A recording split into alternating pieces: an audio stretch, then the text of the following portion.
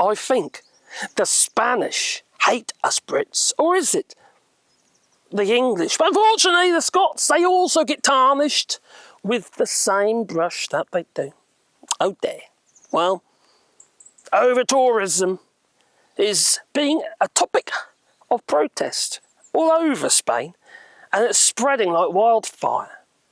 And now it's Lanzarote. Well, why please boot the old like button. Now for me, I'm not really that interested in flying to Spain anymore, or driving to Spain because I'm in France. No, why would I when I live here? That is me little house, that is. It's not that little actually, but there again, it wasn't that expensive either, because it was a wreck. And it had a cow in the kitchen when we first arrived. It hadn't been lived in for 30 odd years. You can imagine the state of it. It took a long while to get it to any standard. Now, we might not want to travel to Lanzarote, but you might want to. Or any other part of Spain that's also protesting, like Barcelona and places like that. And also the Balearic Islands, Mallorca, they're all complaining because British citizens, and Ibiza. Well, I know what you're going to say. It's not the Brits. This applies to everybody. You're right, it does. It applies to absolutely everyone who are touring, tourists going to many of these Spanish holiday resorts. But we have to accept that the Brits make up the biggest percentage by a long way. And also we've got a bit of a reputation, but it's not everybody. But we all get tarnished, don't we, with the same brush.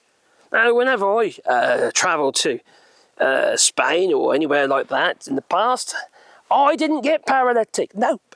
I didn't poop in the street. No. I did not set light to my farts. No. I did not pee up somebody's wall. No. I didn't have a scrap. No. I didn't chuck a lid down on the floor. No. Most of us don't do things like that. It is a minority and we all get tarnished with the same brush. And unfortunately, it's not just the young.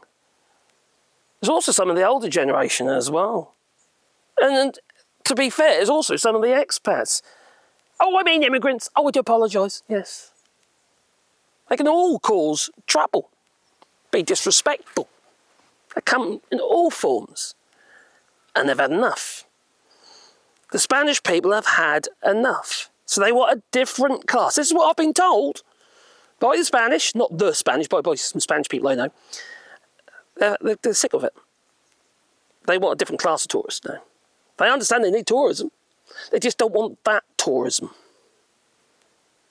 They ain't got a problem people coming and visiting and what have you and having a good time and maybe do some touring or going for a nice walk along the beach and having a bathe. They ain't got a problem with that sort of stuff.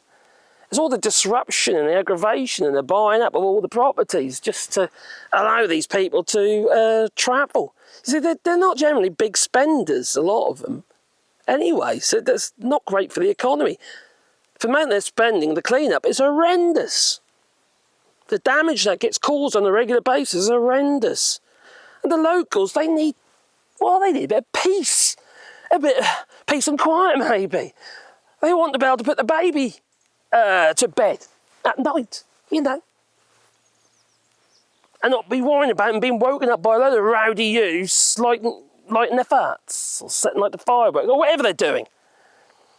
They want a different class tourist. Now, many of the expats, for instance, I mean immigrants, I did it again, who lived in Spain, many of them actually left because they were living under the radar. Now, in Spain, you're supposed to go to the police, what have you, and tell, we live here now. Could do it in a certain period of time. Even while we were in the European Union, they didn't want to know where you are. Understandably so. You're a foreign citizen. You might have been within the European Union, but you're still a foreign citizen. Now,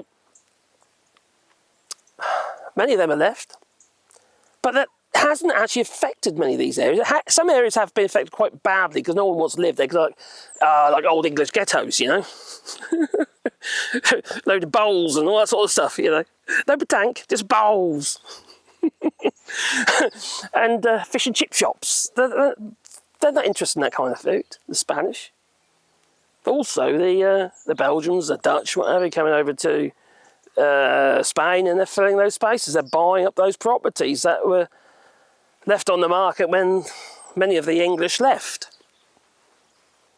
Now, a similar sort of thing has happened here in France. Not to the same degree, but, there has been a bit of an exodus of British citizens. Some of them are friends, and some of them are really good people, some of them are not. But the same difference. But what have we seen? We've also seen more Dutch, people from the Netherlands. Good, no problem with that at all. And Belgians. Also seen more Italians and that as well. I say more Italian than one that I know of that moved recently since Brexit. So it's changing the landscape, which also changes the economy. So is it a bad thing? Not really. No. It is for obviously England, because England said they wanted their sovereignty, but got less sovereignty now than they had when they were in the EU. Before they had power, before the English people had some power to, chart the political environment. But now we haven't got a seat at that table within the EU. It's madness, really. All because a load of propagandists, Nigel Farage, what have you, and the Boris Johnson, Michael Gove, Dan Haddon, loads of them. Well, we've got the Brexit. And as such, we can't travel like we did once before. No. And we've been pushed out of the EU. Especially in Spain. Because there are other places as well that they've had enough. Other places to say, well, you'll come to see us instead, Anyway, tell me what your experiences are.